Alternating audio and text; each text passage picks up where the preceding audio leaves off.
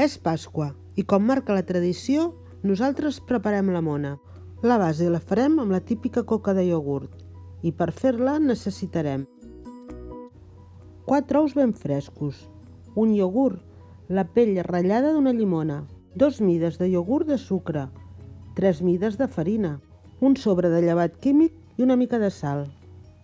Pel farcit posarem la melmelada que més ens agradi i per la cobertura 150 grams de xocolata, una cullerada de mantega, alguna figura de xocolata, ous, plomes o el que més ens agradi.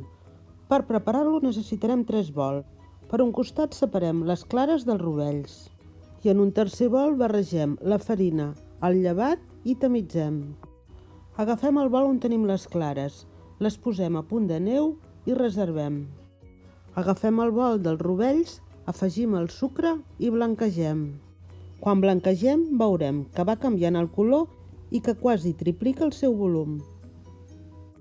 I afegim a poc el iogurt. Ho anem barrejant amb l'espàtula i seguidament comencem a afegir-hi l'oli. I continuem barrejant amb l'espàtula. Afegim la pell ratllada de la llimona i continuem remenant. Afegim la farina i el llevat tamitzats. Ho fem amb 2 vegades, embolcallant suaument amb l'espàtula. Finalment incorporem les clares amb el mateix procediment. Preparem un motlle de 20 centímetres. L'untem amb mantega i l'empolsem amb farina. I aboquem la massa i ho entrem al forn que tindrem calent a 180 graus. El deixem a 180 10 minuts i després baixem la temperatura a 170 i el deixem 30 minuts més. Punxem amb un escuradents per comprovar si està cuit i el podem treure del forn. Un cop el tinguem fred, ja el podem tallar a capes. Ho podem fer amb un ganivet o amb l'ajuda d'una lira. Amb la lira sempre és molt més fàcil i ens permet fer més capes. El podem farcir amb el que més ens agradi. Melmelada, xocolata. Nosaltres l'hem farcit amb melmelada de mores casolana. Per preparar la cobertura, posem la xocolata i la mantega en un bol de vidre al microones. Necessitarem un parell de minuts, però cada 25-30 segons traiem el bol, remenem i controlem que no se'ns cremi. Per preparar aquesta cobertura utilitzem xocolata del 70%.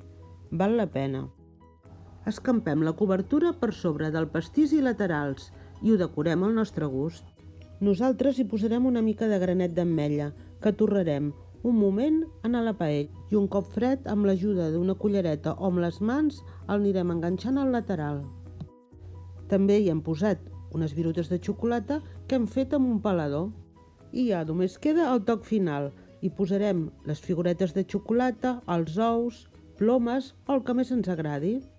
Ja veieu que amb una senzilla coca de iogurt podeu fer una mona boníssima. Esperem que us hagi agradat. Si és així, no oblideu donar-nos un like. I si us subscriviu, rebreu un avís quan publiquem les noves receptes.